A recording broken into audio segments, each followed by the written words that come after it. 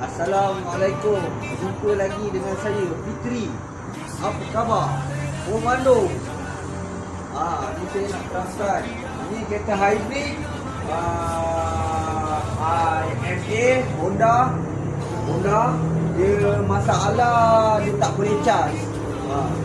Kalau dia tak boleh charge, mana regulator dia panggil. Tapi ni alternator dia senang untuk mengecas bateri hybrid dia. Rosak. Jadi kita dah dapat barang dia duduk kat dalam ni, nak kena tanggal gearbox. Lepas tu dia duduk kat tengah. Tengah tu tukar. Lepas tu baru dia charge bateri hybrid. Lagi satu, kereta ni dia punya brake pun master pump belakang dia dah jam kan. Dah jam, jadi kita buat sekali jalan. Kereta ni pun lagi pun nak jual dekat finance. Finance nak jual. Okey.